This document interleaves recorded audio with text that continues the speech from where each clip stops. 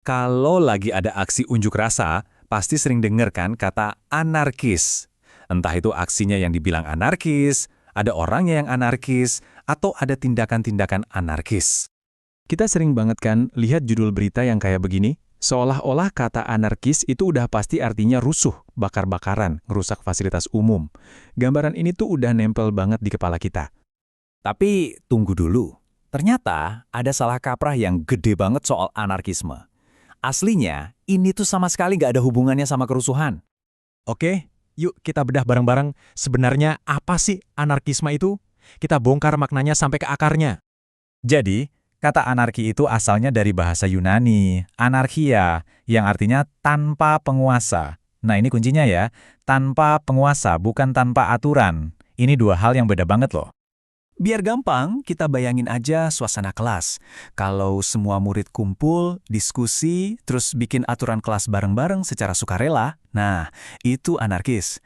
Tapi kalau ada satu ketua kelas yang bikin semua aturan, dan yang lain tinggal nurut aja, itu namanya hierarki, bukan anarkis. Jadi, intinya gini, anarkisme itu menolak sistem kekuasaan yang dipaksain dari atas ke bawah.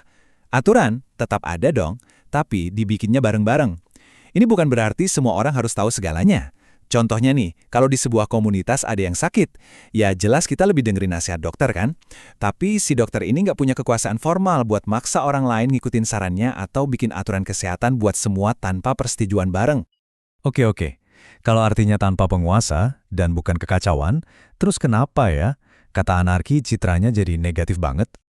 Nah, ini dia alurnya. Karena anarkisme itu menolak kekuasaan terpusat, otomatis mereka juga menentang keberadaan negara.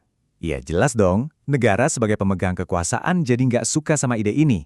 Akibatnya, banyak negara yang ngecap para anarkis sebagai perusuh dan kriminal.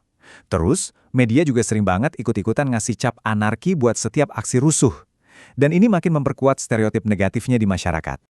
Dan faktanya, dalam sejarah yang terjadi itu seringkali malah sebaliknya. Orang-orang anarkis justru lebih sering jadi korban kekerasan, bukan pelakunya.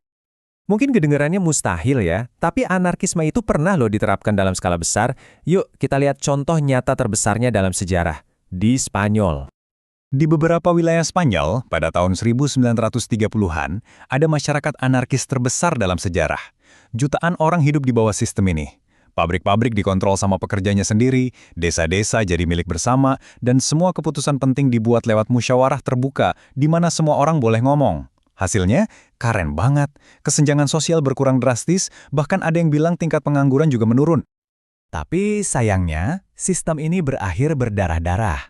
Bukan karena kacau dari dalam loh, tapi karena dihancurkan oleh kekuatan militer dari pemerintah pusat yang hierarkis. Tentu saja, ini memunculkan perdebatan filosofis yang seru banget. Apakah manusia secara alami butuh seorang penguasa? Di sini ada dua kubu. Satu sisi bilang, bisa jadi otak manusia memang dirancang buat ngerti tatanan kekuasaan. Makanya secara alami, masyarakat bakal selalu bikin struktur siapa yang berwenang. Tapi di sisi lain, penelitian antropologi nunjukin sebaliknya. Struktur sosial yang hierarkis ini baru muncul sejak revolusi pertanian. Selama ratusan ribu tahun sebelumnya, nenek moyang kita hidup dalam kelompok-kelompok kecil yang setara. Jadi bisa jadi kita sebenarnya nggak butuh-butuh amat. Jadi sekarang, kalau kita lihat kerusuhan di berita, kita tahu itu bukan anarki. Malah, tanpa kita sadari, mungkin kita semua pernah mempraktekkan anarkisme. Pernah kan? Diskusi bareng teman-teman buat mutusin mau liburan kemana. Terus keputusannya diambil bareng-bareng, bukan karena satu orang yang maksa. Nah, itu dia prinsipnya. Pada akhirnya, pembahasan ini ninggalin kita dengan satu pertanyaan penting untuk direnungkan. Apa yang sebenarnya lebih berbahaya? Ketiadaan seorang penguasa, atau seorang penguasa dengan kekuasaan yang tak terkendali?